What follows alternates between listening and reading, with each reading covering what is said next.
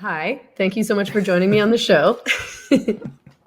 Thanks for having me on. I've been looking forward to coming on for a while. I've been watching your show a lot. Oh, thank you. I appreciate that. Yeah, I've been meaning to connect with you for a long time also, so I'm glad to finally have done so.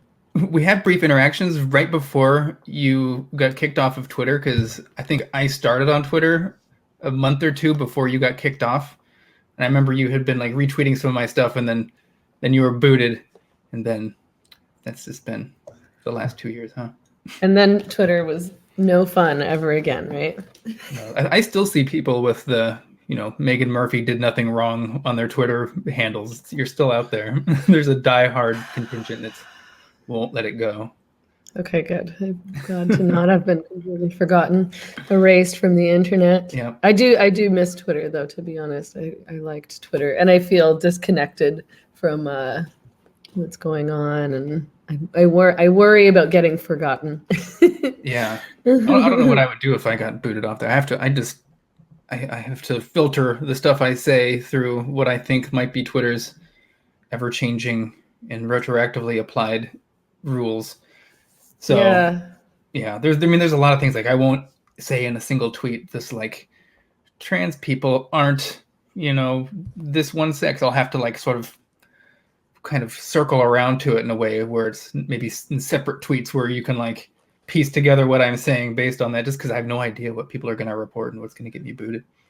I know it's tough. I mean, since I got kicked off, I've been operating differently too, because I'm like, so when I got kicked off, I had to start like a public Facebook page and a public Instagram page, and I started a YouTube channel, and I signed up for like alternative social media accounts, which I hadn't really been using any of that stuff, mostly just because I don't really love social media and I just didn't want more of it. I was like, I feel like I spend enough time on social media and I also need to work, so I don't want to be on all this stuff, but because of the nature of my work, I'm dependent on it. But I'm so like, I'm super paranoid about getting kicked off of anything Yeah. because it'll have such a big impact. So and like you say, like we don't really even know what it is that we can say and not say. So I really don't like policing myself, but Yeah. like, I've noticed Twitter's been trying to push what is their newsletter. It's kind of like their response to Substack. And it's just like, oh my God, there's really? no way I'm going to write essays on what I think. I scour my tweets with just like, fine tooth comb, like what could possibly be taken out of context. There's no way I'm just going to write casually, extemporaneously on a topic about trans issues or anything on a whole newsletter. And then they also want to do the Twitter Spaces. It's kind of their response to Clubhouse. It's like, no, because I'm going to be speaking, off the cuff. And are they going to be using the same rules they do to, on your tweets to, if you get kicked off of their spaces, are you kicked off Twitter for good? So that's just absolutely not. And now Yeah. Substack is getting weird too. The whole Jesse Single thing going on. I don't know if you saw any of What's that happening news. with Substack? I know a bit about what's been going on with Jesse Single, but only that he's constantly being harassed and attacked and libeled Yeah, by these liberal feminist types. there was like a Sadie popular Doyle and whatever. Substacker. Yeah, something Doyle. I can't remember their last name. I think that, yeah, it's something else now, but Yeah. I Oh, knew this individual as Sadie for some yeah. time. Yeah. So I'm not sure, but I know that they recently just did this hit piece on Jesse Singles saying that he's been like stalking trans people and making all these ridiculous claims, and then they were complaining to Substack that they need to police their content more and get people like Jesse Single kicked off. And then Substack responded to them, instead of saying like, no, they said, well, can we appease you by giving you a pro account, which would make them have like a higher percentage of the money? And then they got to then just tell everyone, uh, publicly reject the money offer. Like, if you have money to give me on this, then you have money to curate your content better. And so they're just putting it in a weird position where they're pressuring the Substack higher ups to censor stuff like Jesse Single. And I mean, I write stuff on that too. He's kind of takes a lot of gravity away from my stuff. Everyone focuses on him.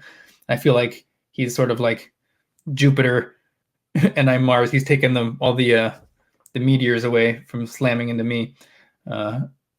because he just has a bigger gravity on this topic, so I can sort of write what I think, and people don't come after me nearly as much.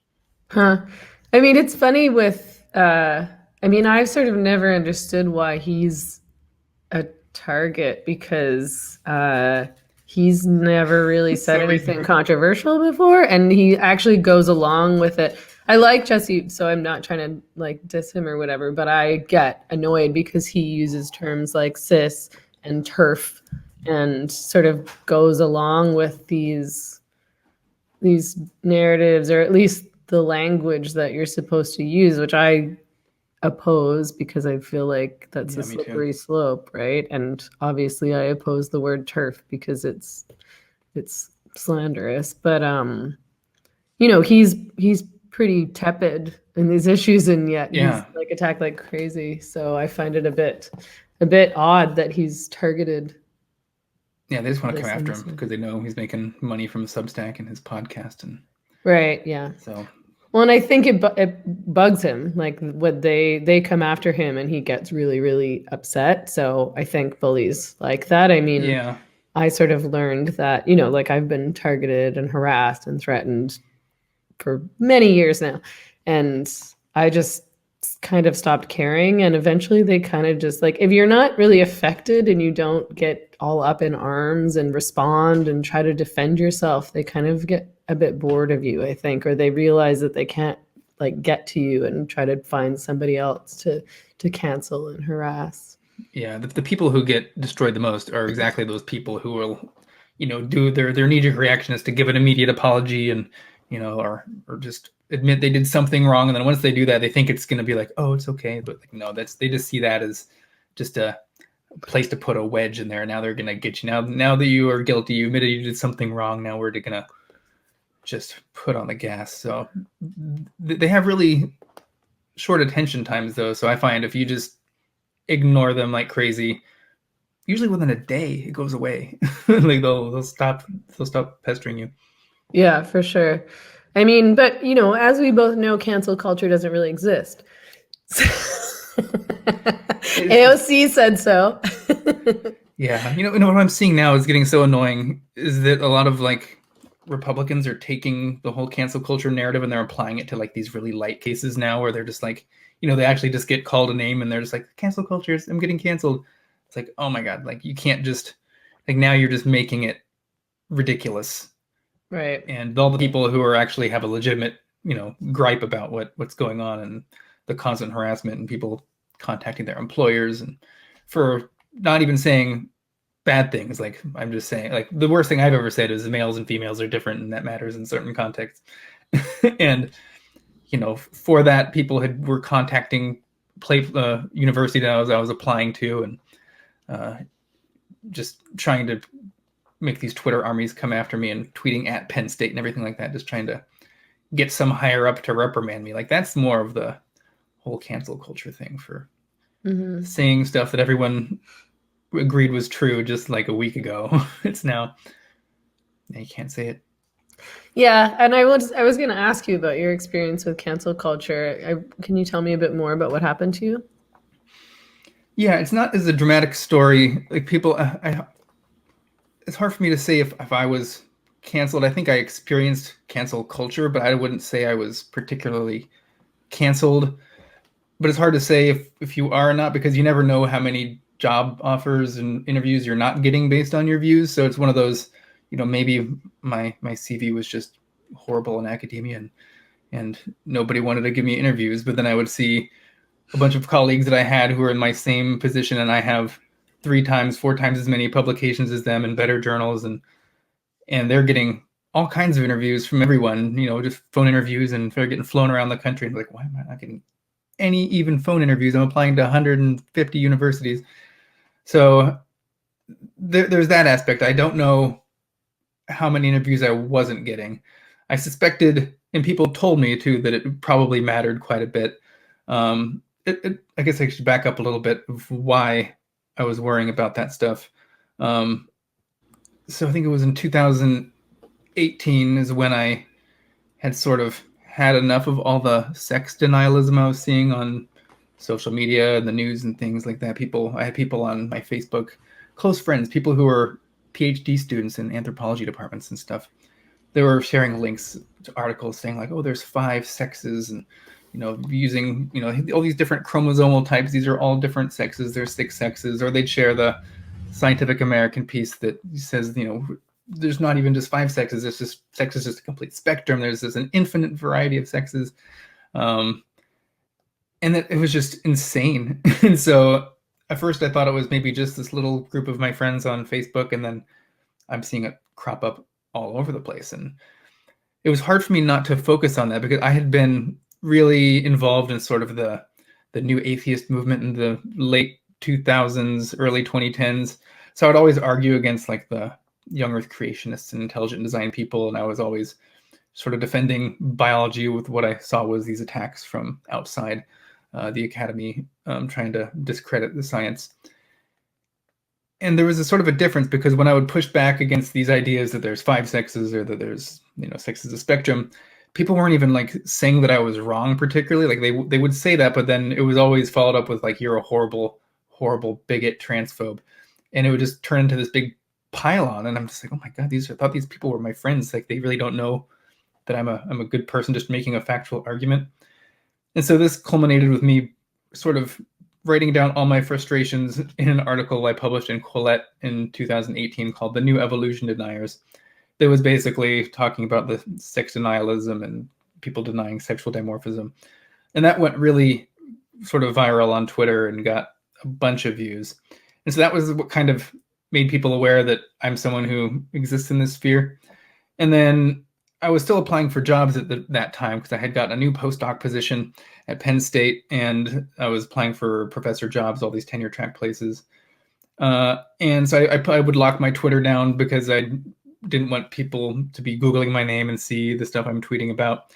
And then I ended up breaking sort of that silence with an article I wrote with Dr. Emma Hilton. We published an article called The Dangerous Denial of Sex, and it was in the Wall Street Journal, which just like really blew up. And so then people started contacting Penn State saying that they felt unsafe. Me saying that there's only 2 sexes, students were saying that it was attacking their non-binary identities, even though I'm not talking about their identity, I'm talking about male and female. Professors were tweeting about me, because Jerry Coyne had liked my piece, and couldn't believe that there was this transphobe at the university. So Penn State was actually very good about the whole thing. They didn't sanction me, and I was actually even offered to extend my contract. But there was sort of a campaign on Twitter to contact the jobs that I was applying to. People posted there's this website called Evo Jobs. It's like a big Google document. And if you're an ecologist or an evolutionary biologist, which is what I do, everyone goes to that website to look for jobs, because everybody posts. You find a job anywhere, it posts on this feed. And someone decided they were just going to make a job, and the job was just titled Colin Wright is a white supremacist and a transphobe, or something like that. And it was just up there, and I just got a bunch of emails from people saying like, oh my god, I saw your name on there. And of course, people who don't know me they're just going to assume that this is all true. And I contacted the board operator, and there's nothing they can do about it. They removed it, but they don't curate stuff before they're posted. And I was just like, this is just getting insane. And I wasn't getting any interviews for whatever reason. And I just felt like no matter how hard I might work on this job trying to get a professor job, I wasn't confident that my hard work was actually going to translate into getting a job. And if I did get a job, it's just going to be hurdle after hurdle of trying to get tenure. And I'm going to have students, obviously they're going to say that they feel unsafe, and that's not going to look good on a tenure review package. And so I decided to leave academia on my own. And luckily, Claire at Quillette saw that I was leaving, and someone had just left there. And so they offered me a job. And so that's what I'm doing now. I'm an editor for Quillette. And I thought I was going to be a online fitness and nutrition coach. That was what my plan B was at the moment. So, and now I'm able to talk about this stuff all the time. So I'm free. I'm pretty much uncancelable, I think, unless I say something extremely egregious that would even make Quillette flinch. And at that point, I'd probably deserve it if I can do that. So you'll be okay. So that's kind of my trajectory, I suppose. So you're no longer in academia at all? Nope. Well, I'm kind of in a good position now because even though I'm not in academia, I've been getting contacted by some nice journals who are wanting me to write these articles about, basically pushing back against these things you see in Nature and the New England Journal of Medicine saying that sex isn't binary and things like that. So I'm currently writing a few papers right now on invitation from some good journals because they can't find anyone who's currently in academia to write these things. And so they have to find this exiled spider biologist such as myself to just make the argument. And because I can't, they can't do anything about it. They can't hold tenure over my head. And Right. So it's actually a good position. It's the best of both worlds. I can still write these scientific articles and for real science journals without worrying about its impact on my career. So it's really the best outcome I could have ever hoped for with the whole situation. Yeah, I mean, it's interesting what a blessing it is in many ways to not be attached to either in academia or even attached to any kind of institution, because it makes you so vulnerable. I mean, I don't know. I mean, maybe I just would have said it anyway. And I probably would have said it anyway and gotten fired or canceled or whatever. I was going to say, because I was on track to do a PhD and I decided not to, after I'd finished my master's degree and went into journalism instead and was writing and doing all that. And, I wasn't interested in pursuing it because I was like, I don't want to teach. I don't want to do research. I'm tired of writing these stupid academic articles and nobody reads. But I mean, thank God, where would I have gotten? I was in gender studies too, right? But tell me about, I know, can you imagine? Tell me about what's been happening. So I with reference to that article you just mentioned around evolutionary biology, you wrote about how the left essentially began rejecting evolutionary biology. So how did you see that happening? What was going on?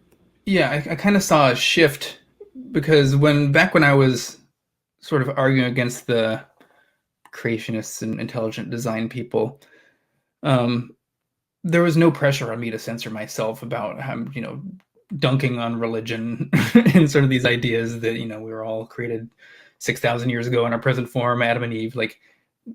The scientists, evolutionary biology, they're perfectly fine colleagues who are just completely dunking on those ideas in very strident terms. If you want to do it, and people like Richard Dawkins, that's what he basically did. And that's what I did for a long time, and I would just get nothing but praise from people within the academy saying, good job for arguing against these bad ideas. And then I saw sort of a shift to what was attacking biology and evolutionary biology and just basic notions of how we understand male and female, and even evolution, because there's this sort of blank slate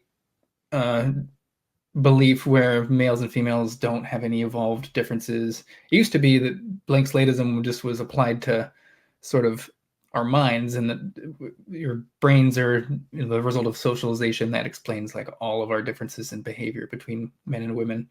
But now we sort of have a blank slate sort of morphology where people are even starting to deny that males are even stronger than females on average, and that whole thing. But the dynamic shifted because the people who were arguing for creationism, intelligent design, they were outside of the university. They're the religious right, and they don't really have any power in academia. So there's just really nothing they can do that could get somebody like me fired for speaking out against intelligent design. But that wasn't the case with this new sort of sex evolution denialism that was coming from the left, because the left very much does run the universities to a large degree just as a proportion of professors. And so I felt myself having to self-censor more on things that I was going to say thought to be true, but the most boilerplate introductory biological claims I can possibly make, like male and female are real, there's only two sexes. I just can't imagine a more uncontroversial thing to say as a biologist. but I was being told to censor, and even my advisors who were on my side said, like, oh, you're absolutely completely right on all these things, but you can't say that because it'll just ruin your career. And I was like, this is insane. Like, why did I get into science in the first place? Like, I had wanted to become a professor because I thought the academy was someplace where I could, push the frontier of knowledge and have good academic debates, and people would understand that, they would understand how to have a debate, and evidence and reason is all that matters, and not just to assume I'm a horrible person. And that just wasn't the case anymore. So that's another reason, I guess, I left academia, because it wasn't what I expected it to be, or it completely morphed as I was along my path to actually getting a professor job. Mm-hmm. So that was what my article was about, is just the change in, like, sort of the power dynamic from the right to the left, and how now all the crazies were sort of inside the building, and so people who are pushing back against this stuff, we're no longer protected by the walls of the institution. Yeah. I wonder if you feel like, feminism is partly responsible for this blank slateism approach and this rejection of evolutionary biology, or this, this treatment of evolutionary biology is somehow regressive and sexist, or, bigoted in other ways. It definitely contributed. I had been arguing against sort of the blank slate feminist ideas well before I came out with before the whole sex denialism stuff took place. Even the person I was dating at the time was very much blank slateist, even though I'm my PhD I was in graduate school for at the time. I was a behavioral ecologist, and so it was a very there's that thing we couldn't talk about, was like, well, this is like what I do. So I'm sorry. And yeah, it just, I think to the degree to which feminism latched on to sort of that that queer theory, where they try to just like blur the lines between everything, and not even just blurring the lines, but obliterate all boundaries whatsoever, and have a hyper focus on socialization. Yeah, there's some blame there for sure. I think in the last few years, though, I've seen sort of a shift, though, and there's a lot more feminists that are sort of willing to say, okay, maybe there are some biological differences. And I think some of them have maybe been forced to admit that, just because they're seeing how this left contingent of people are just denying, like, they see the consequences of denying innate differences is doing in certain realms. And they're saying, oh, maybe there's something here, and maybe we've gone too far. So I've been really happy to see sort of that shift and that alliance now. Kathleen Stock had written some really great articles, some for Quillette actually, on this, that I thought were really great, and saying, it was no longer rejecting the notion that brains are, just purely the result of socialization. Maybe there's some actually innate personality differences, on average overlap, all that stuff, with all the right caveats. So I'm optimistic that there's a good alliance that's formed. Yeah, well, I mean, I've had to. Thank you. I was going to say I'm guilty of that too. I sort of just I took the approach that, gender, and of course what I mean by gender is gender roles. I'm not confusing sex and gender as so many do nowadays.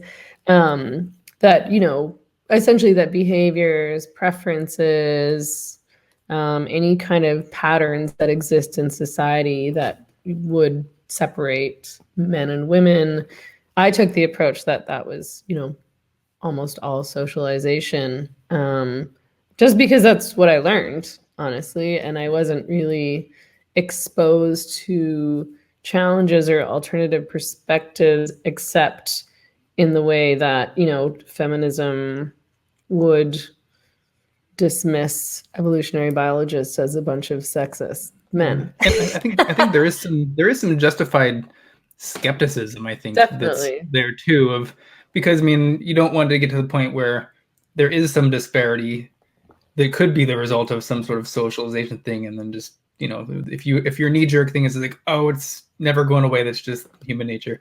Like, that's not always a satisfactory answer, and that can be used to sort of shut people up and just make the status quo persist. And so we do need to be on alert that we can't just default to one or the other, because the real answer is going to be somewhere in the middle. Like, we're social creatures, we adapt to our environment. Socialization probably matters, absolutely does in a lot of cases. But then there's these two layers. There's the innate, and then there's the environmental component.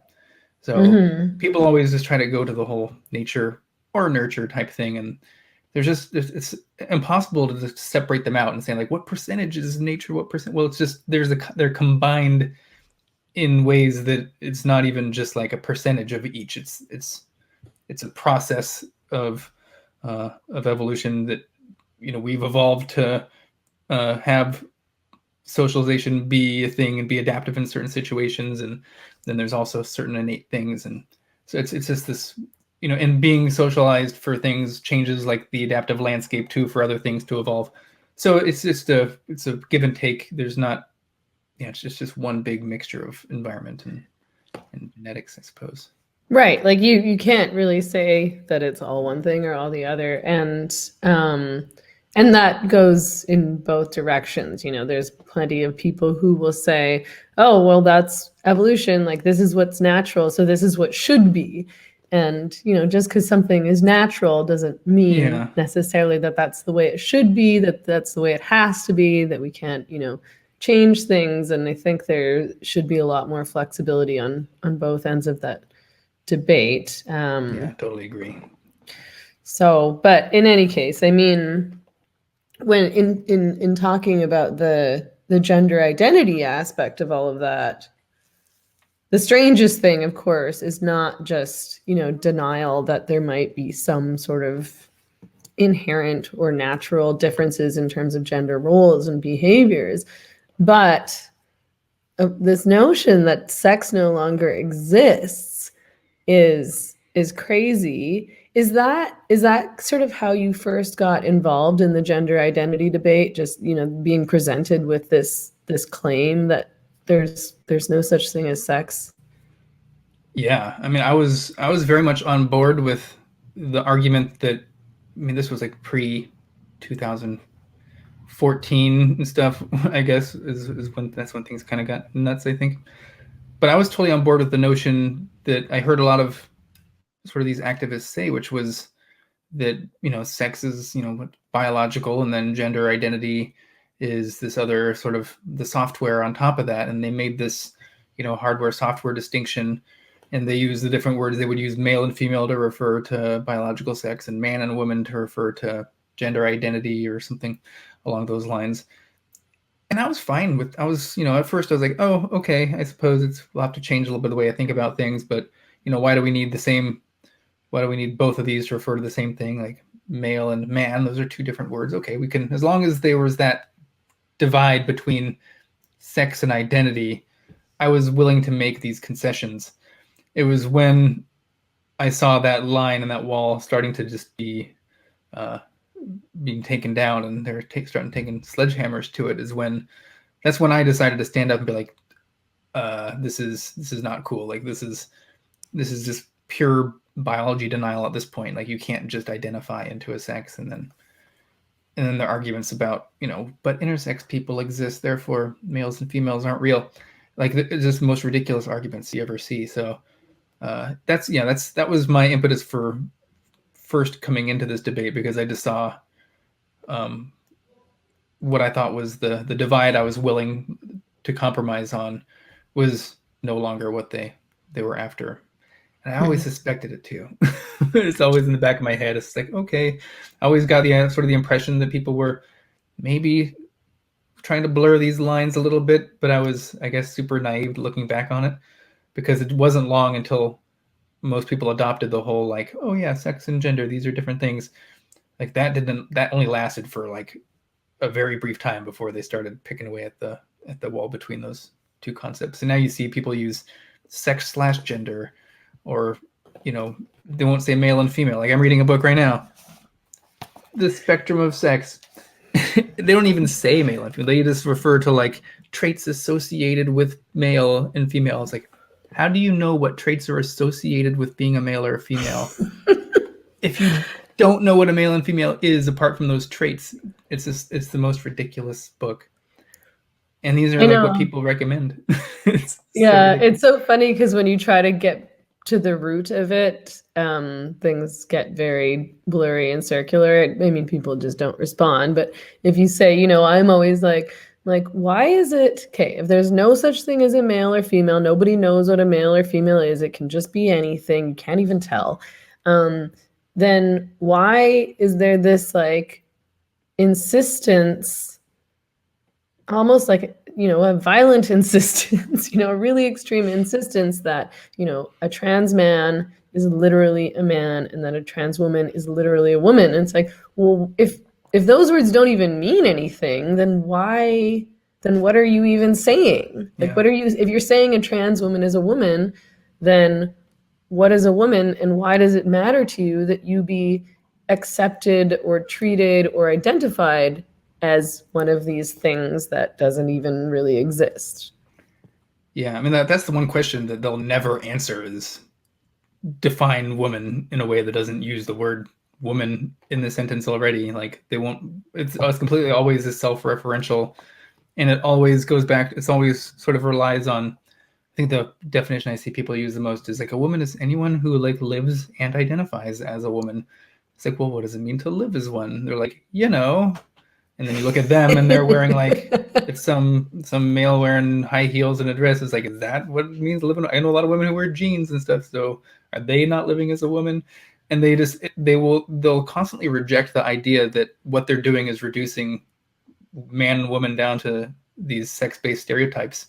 But there's just no avoiding that. That's exactly what they're doing in every single situation, and it's highlighted too in the non-binary identity. Is like, well, how can you identify out of a sex category completely? Like, it's not even that they're intersex. It's just that they just don't identify. Like, well, what do you mean you're not identifying with those? And always it's, well, they don't identify with the norms and expectations that are placed on, males and females based on their perceived sex. Like that's what they're doing. And my take is that like, okay, so let's stop applying these expectations based on perceived sex rather than saying agreeing with those norms and expectations are what define man and woman. Like just defy those boundaries if you want to. It doesn't mean you're not a man or a woman. Of So course. I mean, and that's it's insane. been one of the most frustrating things for me and obviously many other feminists, because it's like, well, that's was kind of the whole point, or not the whole point, but that was like a key aim in feminism, was to say like, you don't have to identify with these stereotypes. Like, just because you're a woman, that doesn't mean that you have to love makeup and high heels or objectification, or that you're passive, or that you're irrational or over emotional and blah, Yeah. blah, blah, blah, blah. And now these people come along and say, well, I don't identify, like I don't like wearing high heels. I don't like having long hair. I don't like wearing makeup. Like I feel like more aggressive, or I like to play with the boys more, or whatever it is. I'm interested in sports or cars. So therefore, I'm not really a woman. I'm actually non-binary. And it's like, you just missed. And these are the people who now I think sort of present themselves as the most modern of feminists, as it were. They're the ones pushing forward, rejecting all these sexist stereotypes and pushing us towards a more modern world. I saw a tweet recently that I thought encapsulated like the gender ideology so well. I'm probably going to butcher it, but it was something like, the second wave feminists talked about, a man and a woman, they can both be in the kitchen. And then it's like the new ideology is like the person in the kitchen by definition is the woman. It's like that's how they're defining it. They're defining womanhood by the role that you take now, instead of sort of having that divorce from it. And this is also, so this reliance on these stereotypes of masculinity and femininity. This is why I also sort of reject when people refer to me as being cis, because I don't identify like as a man. That's not, I don't even know what that means really. And I reject using that word cis to describe myself, because one, like, I don't know what it means to identify as man aside from identifying with, these sex-based stereotypes of masculinity. And I don't identify with these, with Randy Macho Man Savage masculinity. So I'm somewhere less masculine than him. Does that mean I'm more towards the non-binary, like a non-binary? Like, what am I agreeing here? Like, using the word cis to me is just sort of just using their own idea. I'm within their framework of talking about sex and gender and the use of stereotypes to define what it is to be a man and a woman. That's why I don't even like to use the word cis, because I'm already giving them that argument. Like I'm working from within their system, and that system that I just completely reject all the way down. Right. And I mean, I've always rejected using the term cis, for the same reason, like I don't identify as anything. I'm female. I'm an adult female, so that's what makes me a woman. Like I don't know what it feels like to feel like a woman. I know what it feels like to be me. And it's just sort of a redundant word. And you're right. It just sort of, it normalizes and accepts this ideology that there's such a thing as a cis woman and a trans woman, and it's it's all women, it's just different kinds of women, and it's like, this, none of these words mean anything. Like, this isn't, what is it? I don't identify with femininity, and that's to me what the word cis means. It means well, not to me, I mean, that's how it's defined. Like, it's you're a male and you identify with what it means to be a man, so masculinity, and you're a female and you identify with what it means to be a woman, so femininity. And it's like, I don't there's some aspects of femininity that I suppose I don't know, participate in, and there's some aspects like that I feel, I feel masculine in some ways. But I mean, at the end of the day, these words to me are sort of pointless. Like, gender itself to me is a bit pointless. I'm like, this isn't important. Like, people have personalities, like people have likes, people have dislikes, people have behaviors. Like, I don't even really think we need gender as like a concept. This describes everybody. I mean, if you read Rebecca Riley Cooper's article, what is like something about gender ideology is making a new gender prison or something, and it had a quote in there that was, talking about how we're all non-binary because no one is this perfect, platonic stereotype of masculinity or femininity, and that's just kind of what we're being asked to define man and woman by. When did this take place? When did that shift happen in you were in the whole gender, you were getting your PhD in it, weren't you? Like, where was that shift? Because I thought the original goal was to say that these are oppressive labels to apply to females. And now it seems like, yeah, they are oppressive. Like, now we're just not female or a woman anymore. They've taken out, they've basically just turned over and agreed that, yeah, a woman means you're submissive and feminine. Like, when I was doing my master's degree in gender, sexuality, and women's studies, there wasn't a concept, like gender identity wasn't a thing that existed. Like, we didn't use that term. We did, like, when I was doing my graduate degree, we had to read like, trans theory. It was called, I think I had like some kind of trans theory book. And I remember there being discussions about trans people and transgenderism, but it was never that. And this was, like, I did all my degrees quite late in life, and it took me a really long time to finish because I went part-time for so long because I was working. But so I finished my master's degree, I think, in like 2011 or 2012. So it wasn't, that long ago. But all these ideas, like, where it was pushed to the point where there's no such thing as sex and a trans woman is literally female, and that all came after. That was all new. So, but, probably fairly recently after that, like, the reason that I sort of first got involved in this debate was really to defend the women who were under attack and, women's spaces that were under attack. I'm from Vancouver, so Vancouver rape relief has long been a target of trans activists because it's a woman-only space and because they only have female volunteers and train females to counsel, victims of abuse and rape who come through the center or call. And they were forced through this whole human rights tribunal process because trans women wanted to train as a counselor, and they said, sorry, no, only females, and explained why. So they've been attacked as transphobic for a really, really long time. But yeah, the idea that there was no such thing as sex and that the total blurring of those lines, like, now gender identity, to identify as transgender, it has nothing to do with transitioning. You don't have to have surgery. You don't have to be on hormones. You don't have to, not that I think that this should be the line where you accept somebody as the opposite sex, but, there was at least some kind of expectation that you were, I suppose, wanting to appear on a superficial level as the opposite sex. And now it's just, it could be any, you could just tell me right now, like I'm a lady, and I would have to be like, yes, you are, like, so I don't know. I mean, I was actually going to ask you what you think the motivation was. I don't know if you have an answer, but for that blurring of lines, for that claim that, sex is too complicated for us to possibly understand.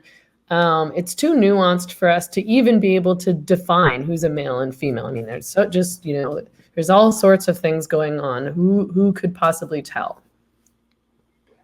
It really comes across to me as just a power grab. Like, I don't know. I mean, but it's sort of, they have this layer of care over it.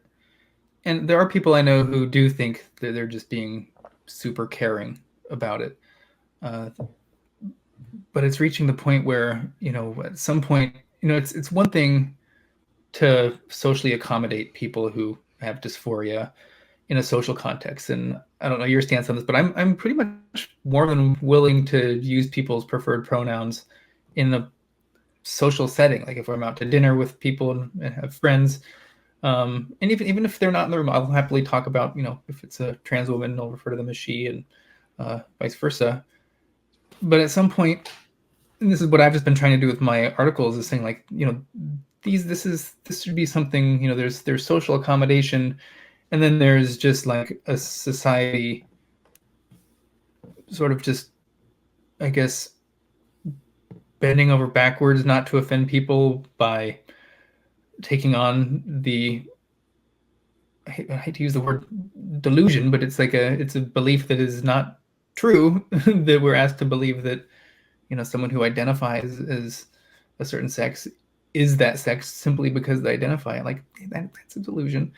And I just think I didn't see any adults in the room that were willing to just say, like, okay, at dinner in a social situation is one thing, but if we're going to start making laws, if we're going to start saying, therefore you can self-identify into women's sports or into a women's rape shelter or into a women's prison, like that's a whole other can of worms.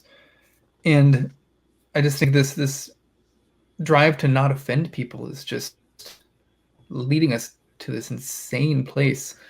Right. And I think some are being pulled along because they don't quite see how crazy the end of the tip of the spear is on this thing. And then I think the people who are on the tip of the spear, I think they're just sort of either actually insane and they want power above all else. And yeah, I think that might describe the situation. Hope I didn't just get canceled, but yeah, Yeah, I me don't too. know. I mean, I hope, I don't know a better way to say it. It's just I want to be the adult in the room and talk about what the issue is, but yeah. I mean, it's hard to discuss these things frankly nowadays. But I think, you're right that a lot of people, it became a thing about being nice, which then turned into this thing around hate and bigotry and whatever. But a lot of people who do go along with it, I think, surely know that sex is a real thing. But think, oh, well, why not just be nice? Or it's really traumatic or hurtful to individuals to say, sorry, like sex is real. You can't change your sex. Like if you desire that a lot, and I'm sorry that this is tormenting you, but you can't literally do that. And like I said before, like I got into this debate to sort of protect women who are under attack and protect other feminist activists who are under attack over in the UK and things like that, who are being libeled and canceled, Julie Bindel, whatnot, Germaine Greer. But then, and then the legislation came along, and that's when I really was like, okay, I have to speak out about this. This is going to become law. This is dangerous. But there's also, it's not just about women's rights. It's about telling the truth. Like, it's like the ability and the freedom to just speak the truth and say what is true. And that's being suppressed and, criminalized even in some ways. I know that you wrote something in an essay that I read. You said,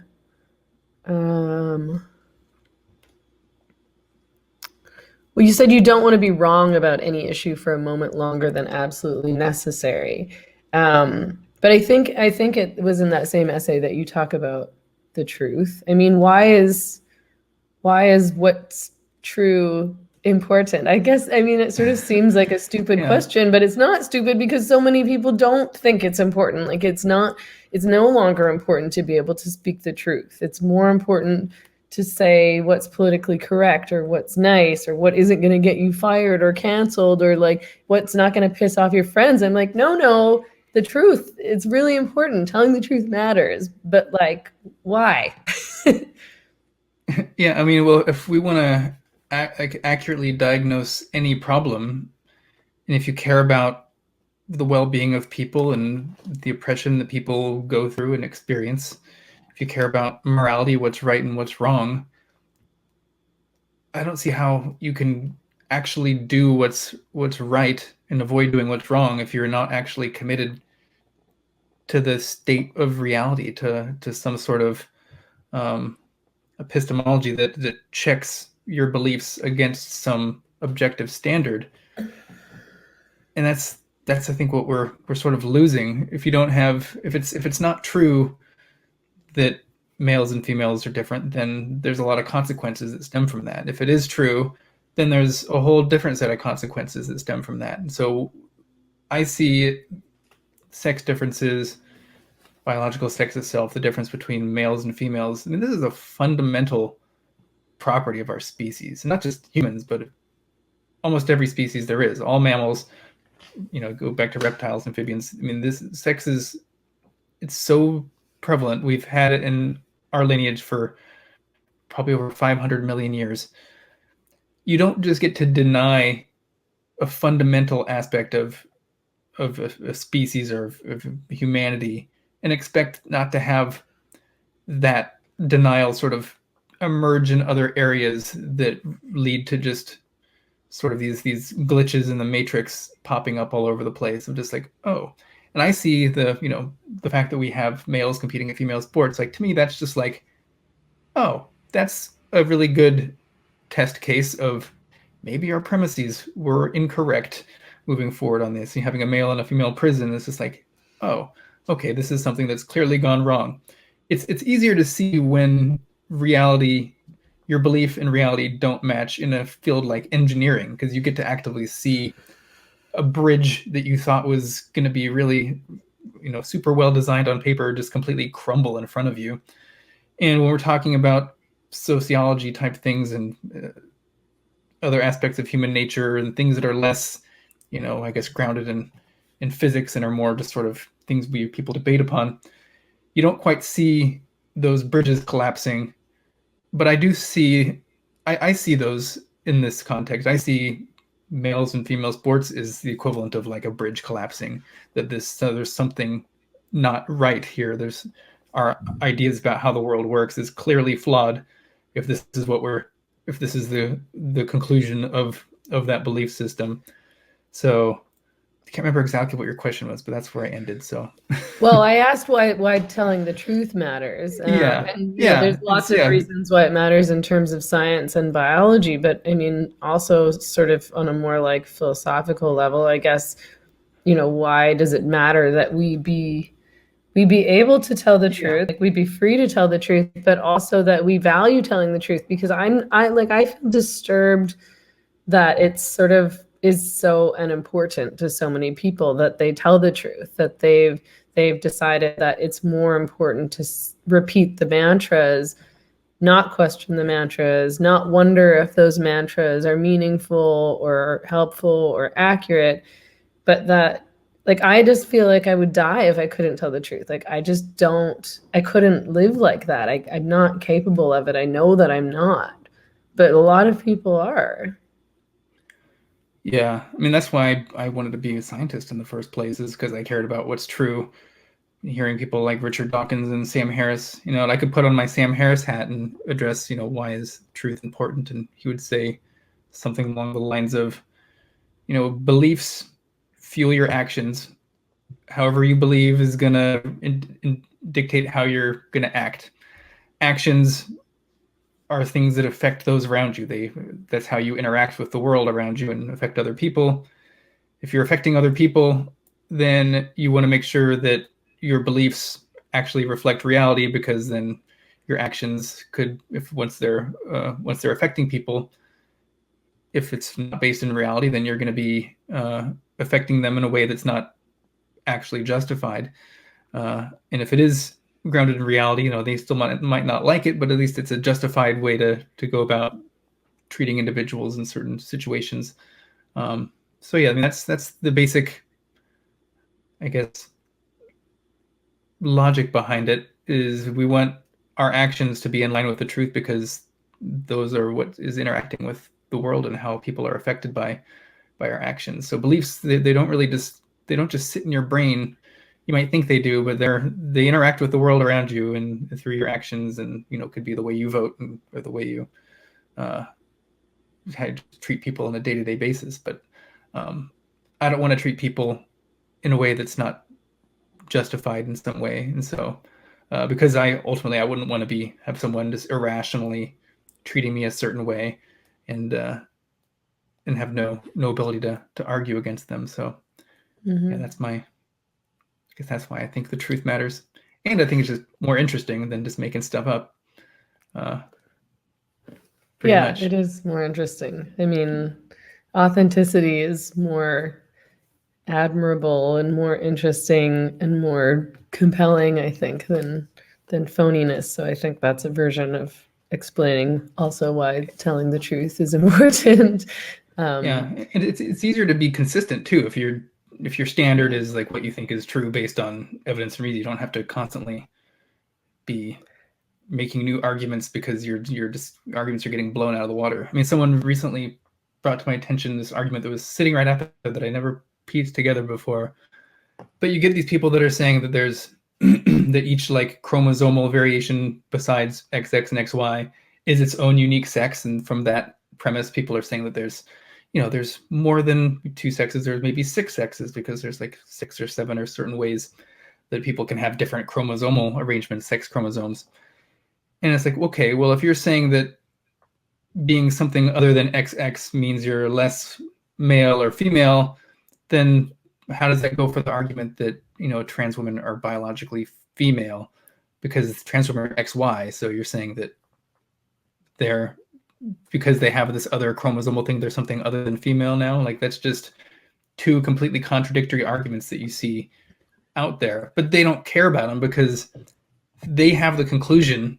They know where they need to get to. They need to get to this idea that there's more than two sexes, or that there's an infinite number of sexes, any number besides 2. That's basically where they have to get to.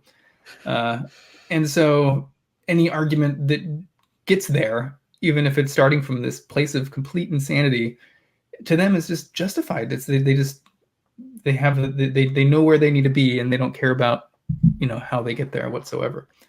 Yeah. And that's what we're up against. I don't know how to argue against it. I don't like to argue with those people. Well, I'll argue with them not because I think I'm going to change this person's mind, because you can just tell if that's what they're doing, they don't care about what you're about to say. They're just waiting for the next opportunity to speak. But there's a lot of people that are watching. Like, if I'll look at some of my tweet interactions with people who are just saying the most insane things, and you can see the tweet impressions, and might only have a few likes on them, but you get like 1,000 tweet impressions. Like, there's people that are seeing this conversation going on, and I get emails from people or DMs from people saying like, yeah, that person's insane, and like, I'm glad that you kept a level head and you just linked to your Substack article that made the argument in a, you know, non-aggressive way. So I'm still trying to hope to change the undecided middle, if they exist. I think they do, but some people are convinced that maybe that's not the case. Yeah, I mean, always those kinds of debates on Twitter are about the audience, not the person you're arguing with, because it's people very rarely change their minds in Twitter arguments. But it's about who's watching. And it's also, like, to me, it's so much about just normalizing saying these things, being like, no, this isn't off the table to say that sex is real and sex matters and that males are male and females are female. Like, this is a normal, perfectly harmless, like, neutral thing to say. It's not an opinion. It's just a neutral fact. That's it. I get people that tweet angrily at me sometimes, my own followers, because they're just like, Jesus, Colin, you're hitting a dead horse. Every day you make some tweet that's just like showing this, saying that males and females are real. There's sex differences. There's males are on average bigger, faster, and stronger. And like, yeah, it's not particularly fun for me either. Like, I know I'm just sounding like a broken record, but frankly, no one else is saying this stuff. Like, if they're going to be the ones that are making those tweets, this chanting, you know, the chant, you know, one after another, like, someone has to be throwing it back in their direction to getting retweets or something to combat this insanity that they're putting out there. It's when no one else is arguing against it, that's just when they've just taken over the entire conversation. So yeah, I think the normalizing, I want to just make it normal to be able to push back against these ideas. So yeah, I mean, I'll be that person that just, for the last 2 years, of just nonstop, almost every day, tweeting the same damn thing, writing the same article, just slightly different ways. It's like my essays are just, I feel like it's like a Taco Bell menu. It's all this very similar points, same points, just sort of put in different order and packaged slightly differently. But it's like, here's another essay about why sex is real and it matters, and why gender ideology is sort of bad. So yeah, I can relate to that broken record. It's easy to write it though. I mean, I can pump them out at this point, just because it's just autopilot at this point. Yeah. So, and I saw that the ACLU, I mean, the ACLU is such a massive disappointment nowadays. It's like beyond depressing, but the ACLU, of course, is fully on board with gender identity ideology. So they recently posted this like tweet thread debunking myths about trans people in school sports, which you responded to. So, I mean, the thread is so maddening and just like disingenuous to me, but I wanted to just go through it. So their fact one, and just the fact that they're presenting it as facts. Yeah. This is a myth. This is a fact. Like, I'll point out real quick before you get into it, is that like, you can actually replace trans or something with just, all the language you could replace with an age statement of, instead of a male competing in female, so you can just say an adult competing in a children's peewee league. I mean, this, all their arguments they have in this should equally apply to a situation where an adult man is trying to play, against 8-year-olds. I mean, it's right. You can make the same exact argument. Right. So that's a good point. Yeah. So the first thing that they say fact one, trans girls are girls. And then underneath in their little explanation, it says myth. Sex is binary, apparent at birth, and identifiable through singular biological characteristics. I mean, how would you respond to that statement? One, like, what do they mean by girl? Like, define what you're talking about, because they'll just equivocate between, adolescent female and girl all the time. Then they'll focus on sexes and binary. It's like, okay, well, what do you mean when you say binary? Because there's like a mathematical definition, which is like, or the computational thing about binary code, which is like just ones and zeros. But then there's sort of a more colloquial use of the word binary. And that's the one I use, which is, there are only two of something. You can like a binary star system. There's only two stars in that system, or a binary compound. Like you can, I think, what is it? Steel or something is like iron and nickel. Like that's a binary compound. It means that there's only consisting of two different things. And so I usually just try to sidestep the whole sex is binary thing. That seems to be a stumbling block. I'm willing to just be like, I'm not going to use the word binary anymore, just because people will try to use like the computational definition or something. And I'll just say, there's only two sexes. There's not three. There's not five. There's not seven. There's not an infinite amount of them. Like, that's all I want people to understand is when I say sex is binary. I'm just meaning there are only two sexes.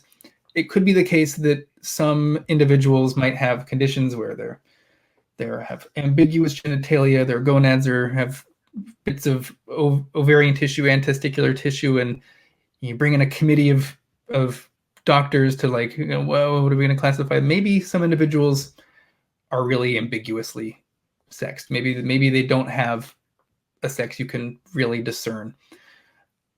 Possibly. I'm willing to admit that could be the case. I don't think that necessarily everyone must be classified as male or female. Maybe some individuals might not be classified. Maybe they're ambiguous. That doesn't mean that there's more than two sexes. It just means that we have male and female, and an edge case. It's like I usually use like a coin flipping analogy sometimes, where heads and tails are these real outcomes. They're, for the most part, don't come in degrees. They're not like, if you flip a coin, get heads. It's not like 80% heads. It's either heads or it's tails. But they've done studies with people who've been flipping nickels, and about 1 out of 6,000 times a nickel will land on its edge, and it's just like, oh, okay, that's neither heads or tails. And then they're using that to be like, oh, that means heads or tails doesn't exist. It's like, well, no, you can't quite make that leap. And strangely enough, like, so the chance that a coin will land on its edge is 1 in 6,000. That's so close to the amount of the prevalence of intersex conditions where there's truly ambiguous outcomes. It's like 1 in 5,500, I think, is the number for someone who's born in at birth, and they're just like either sexually ambiguous looking, or there's like a mismatch between their internal reproductive organs and their like outward phenotype. So yeah, we're talking about literally a nickel landing on its edge here, and using that to say that there's not two sexes or something. So right. And okay, so fact two, it's inarguable. It's a take fact. their word for it. Trans athletes, I hate this like internet meme where people post these like fact myth things. Like, it's just always so oversimplified, and usually it's not a fact or a myth. It's just your assessment or your opinion or your analysis. Yeah. But anyway, propaganda. Yeah. So fact two is, this one really pissed me off. Trans athletes do not have an unfair advantage in sports. So like, this one pissed me off because I was like, we're not talking about trans athletes. So the myth that they attach to this is trans athletes' physiological characteristics provide an unfair advantage over cis athletes. And I just cannot believe how disingenuous they're being, because obviously, really, the only thing that we're talking about is males competing against females. We're not talking, I don't care about the trans, like, it doesn't really matter how you identify. It's nothing against trans people. Yeah, they try to make it so like, why don't you want trans people to play in these sports? Yeah. I've used the example sometimes of like, if you're in line for a roller coaster and you're a trans person and you happen to be like 4'8", and you go up there and they say like, I'm sorry, sir, you're not tall enough to ride this roller coaster. Like, that's not transphobia. Like, you're just too short to ride the roller coaster. Like, and that's the same thing with male and female sports. It's like, oh, I'm sorry, sir, you can't play in this league because you're a male. It's like, that's not transphobia. That's just, that's just the rule that they had in this sport for safety reasons, just as why you can't ride the roller coaster if you're not 5 feet tall or something. It's like the rule isn't based on whether you're trans, because again, trans isn't, it's just an identity. You can not transition in any way and be considered trans. And at least everyone I know would be perfectly fine with a trans man, competing in female sports, so long as they're not taking like testosterone, because if they're just literally identifying as a man, but they're still physiologically 100% female and not taking steroids, then yeah, they should be able to compete in women's leagues because it's for females. So yeah, that pisses me off so much too. There was a tweet I think I did today where they're doing the same thing. They're like, trans girls, like, they just want to be with their friends. They just want to play and go to school and learn and be with their friends. And it's just, they're just trying to portray us as these monsters. Like, why don't you want them to learn and play and be with their friends? Yeah, like, why won't you let trans people play sports? It's like, that's not my intention at all. It's like they're like, everyone, like, no one is saying that trans people shouldn't be able to play sports. Maybe there's some person out there who just hates trans people, who's just like, they shouldn't do anything. That person, because someone's going to say like, this person's crazy and they don't want trans people to play any sports. But at least all the people I see in this discussion, it's not trying to keep trans people out of sports. It's just saying like, you need to play in a category that you should be playing in, or at least at the very least, the female category needs to have some criteria for excluding people. I've always been an advocate of have the women's league, which is based on, they can have their own DSD rules. If they want castrous mania to be able to play or not, they can make those rules if they want to, but there needs to be some criteria. Like, you have to draw a line somewhere, otherwise there's no line, and then it's not a protected category. And then I think, we shouldn't have a men's league. It should just be an open category where anybody can play if they want to, no matter how they identify. Only limiting thing would be if they're taking performance-enhancing drugs. But yeah, so like a women's league and an open league, or if you don't want to say women, just say the protected league. I don't know, how you would do it, but there needs to be something, some protected category.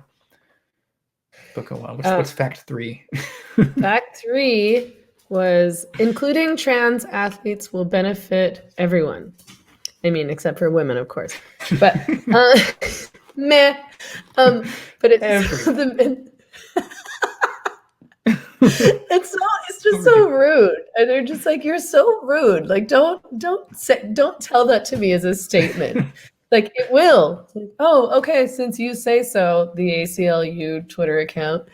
So it says, myth: the participation of trans athletes hurts cis women, and then their fact, or their further explanation says, excluding women who are trans hurts all women. It invites gender policing that could subject any woman to invasive tests or accusations of being too masculine or too good at their sport to be a real woman. That's a tricky one, eh? Well, I mean, excluding someone who, an adult from children's sport, you could be subjecting them to these invasive tests and claims of being too old looking to play against children. Like, you can just make the same argument about why men should be able to play in children's leagues. I mean, it's the exact same argument, but they're loading the argument from the beginning by saying, like, they want to say like women's sports, and then of course woman to them means this identity category. And then it's just like, well, what's the point in having gendered categories in the first place? Like, that's the one thing they won't address. They want women and men, the identities, to have different categories, and therefore the males should be able to compete in female sports as long as they have a certain identity. But they don't exist like the normative argument of, well, what's the argument for even having segregated sports based on identity? Like, what's the argument for that? And they just really don't address that whatsoever. They just sweep that under the rug. Right.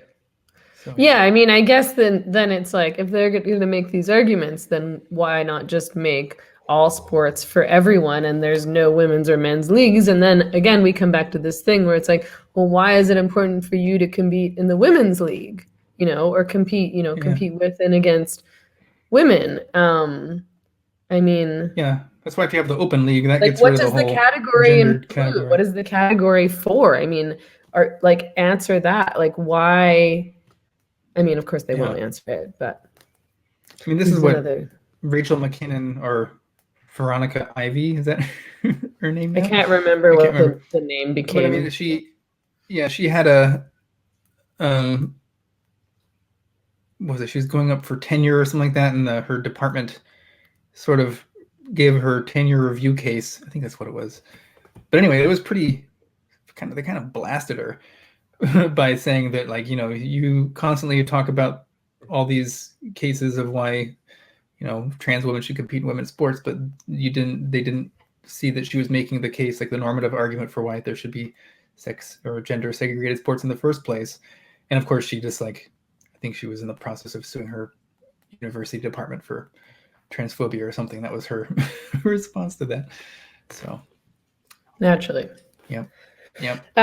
Okay, and then fact 4 is trans people belong on the same teams as other students.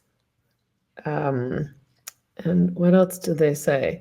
Okay, so then the myth is that trans students need separate teams. So, and then they go on to say, trans people, like all people, may experience detrimental effects to their physical and emotional well-being when they're pushed out of affirming spaces and communities.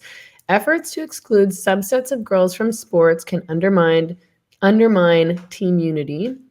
And youth derive the most benefits from athletics when they are exposed to caring environments where teammates are supported by each other and by coaches.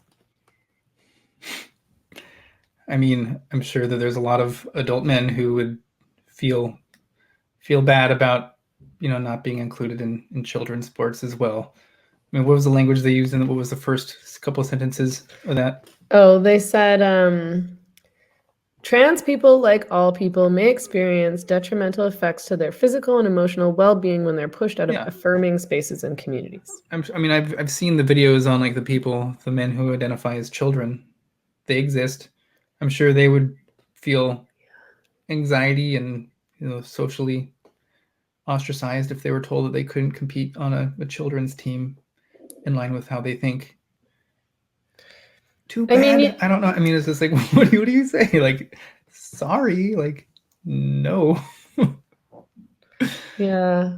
Well, and I mean, you could just extend that to anything. I mean, what about the girls on the team who, you know, or the opposing team who don't want to have to compete against a male athlete? I mean, I'm sure there's plenty. I mean, we know that they exist, but the Connecticut, I can't remember their names, the 2 girls that were, like, suing the school because they were, I think one's Selena Sewell or something like that. I may have mucked up that name, so apologies if I did. I mean, they're the rare example of people actually speaking up on this, but there's plenty who believe the same thing, that they're getting, you know, cheated out of their scholarships for going to school. I mean, there's consequences for having males compete, especially at a high school level. I mean, people are still, this is when the testosterone is driving this, you know, the male advantage for, like, track and field and pretty much every other category you can do.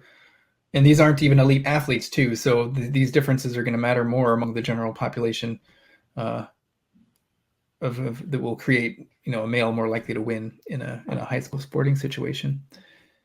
So yeah, I mean, the well-being of the girls on the team who are either losing or getting injured, and I mean, that should be taken into account.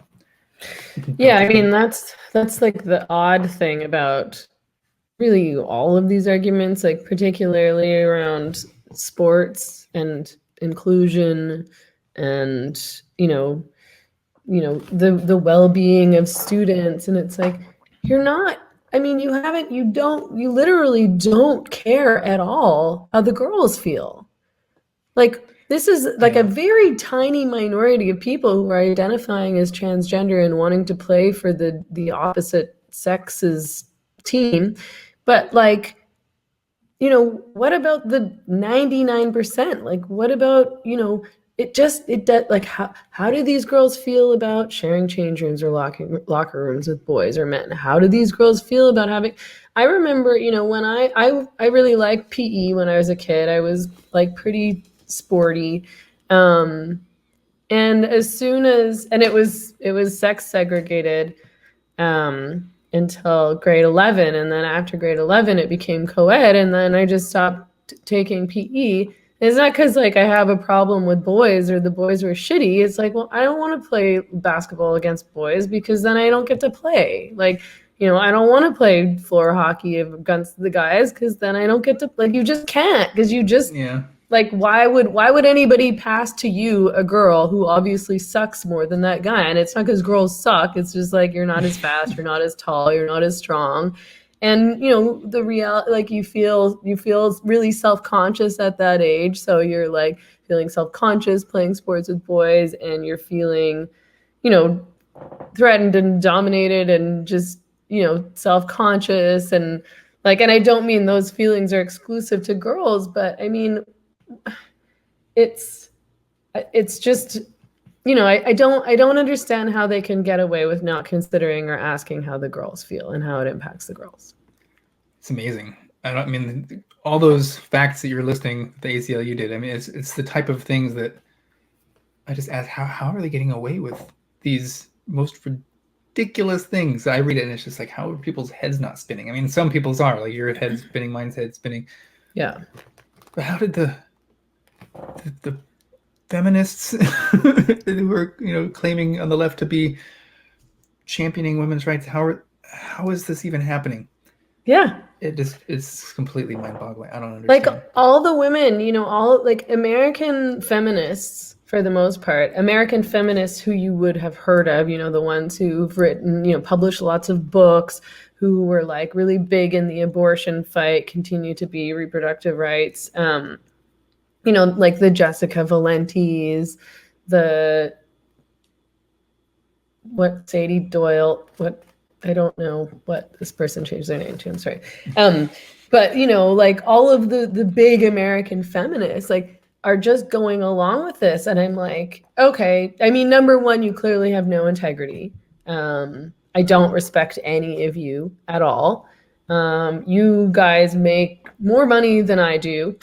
Like, you have, you're getting paid a lot for your very boring columns, your book deals, so on and so forth. You have huge followings on social media, you have clout, you have power. But how do you look at this and say, yeah, this is feminism? So you think there are a lot of them are actually, you think some of them are actually just know what they're doing and they've just sold out? Is that?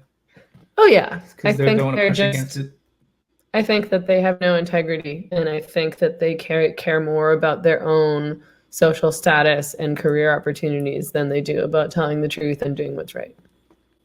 Some of them are probably just dumb, but yeah. But I've had interaction on Twitter with Ann Fausto Sterling, where she made that, the 5 sexes, the herms, merms, and whatever, all those things. Yeah. And then she made a claim. It was on Twitter, and I guess she made it elsewhere too, that was actually, oopsie, I was being tongue-in-cheek when I said there were 5 sexes. And I just read that and I was like, holy shit, you were being tongue-in-cheek? Like, I am getting people sending me, these are PhDs, and they're sending me this article about how there's 5 sexes and how much of a bigot I am. And now you have the gall to say that you were just being tongue-in-cheek, hee. And then when I called her out on that, her response, I said, like, you need to correct the record because this is your record to correct.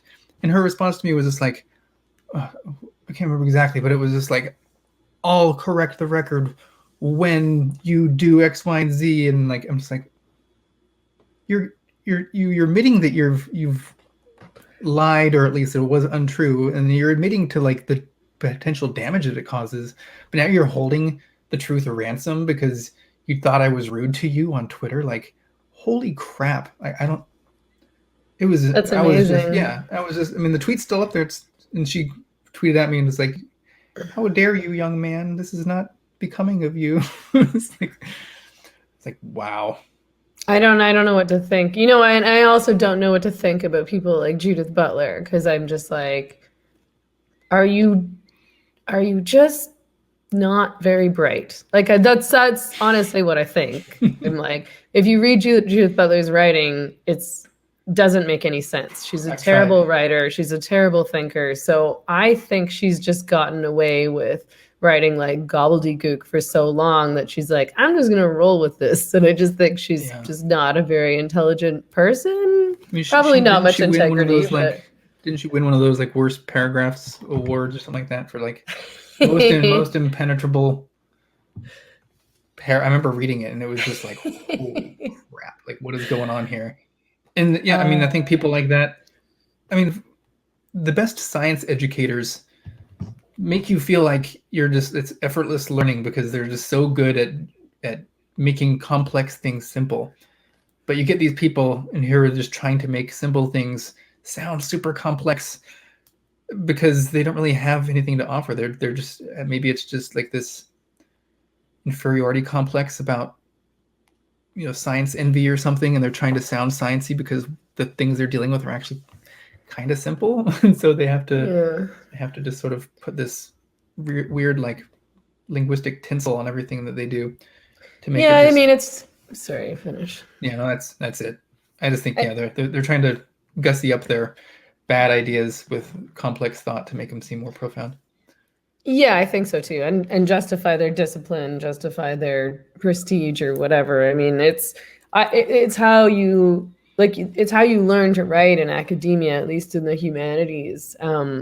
As I said, I have a lot of experience. I've written many essays about gender, and used all the correct words that didn't mean anything. But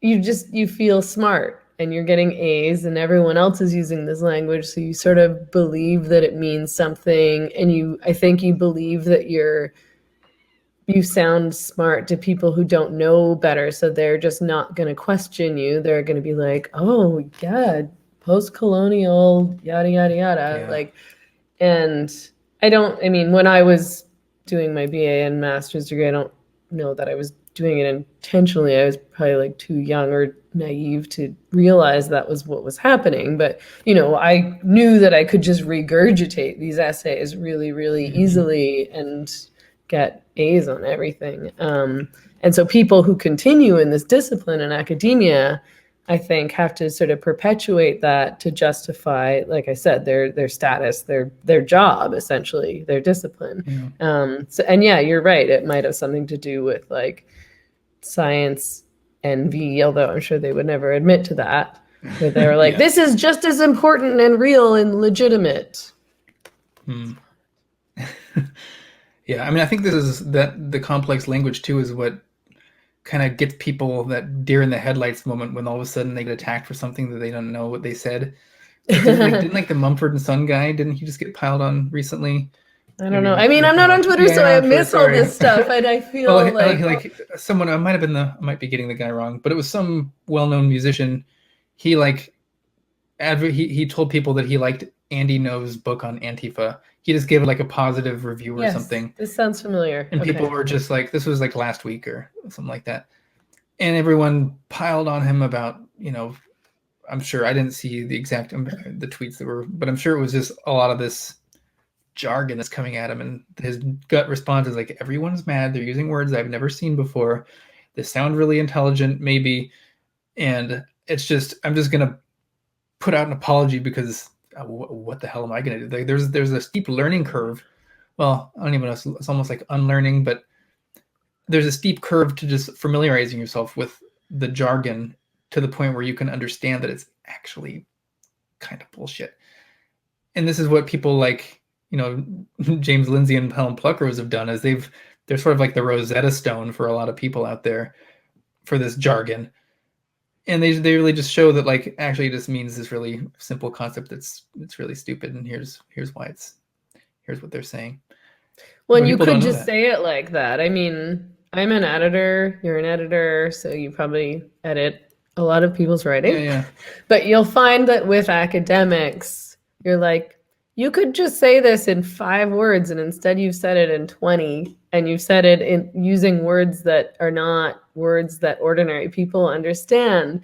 And you're not, the point of writing to me is not to try to impress your reader with how many big words you know, or how like, fancy like your sentence can be, or convoluted or complex. It's to make your point as clearly and as succinctly as possible so that people understand what you're talking about, and so that something's easy to read, so that you don't have to think about, like, I don't want to have to reread your sentence 4 times to figure out what you're talking about. I want to understand what you're trying to convey. Yeah. This is what I see of those diagrams, like the sex spectrum diagram and the Scientific American. That's just like all these boxes and the arrows going everywhere and just crisscrossing and this different colors, and it's just like they're just trying to make things seem like super complex so that people just seem like, they get that deer in the headlights stunned moment, and they're just like, well, where do I even begin to pull this thread? Luckily, someone I know, Emma Hilton, someone you should also get on here to talk to. She is basically spending time deconstructing this whole thing and showing how like they're just purposely moving these boxes and areas to like force arrows across the entire diagram where they don't even need to, just to like make it look more complex. And they even have an individual who has like male gonads and a penis over there. They're like further on the female side of the spectrum than like somebody who's clearly identifiably female. And it just makes no sense. They're just putting out so much crap out there to try to confuse people. And it's a lot easier to tie knots in the truth than it is to like spend time and be like, oh God, I gotta untie this thing and set the record straight. So yeah. So I'm curious to know how you think this all ends.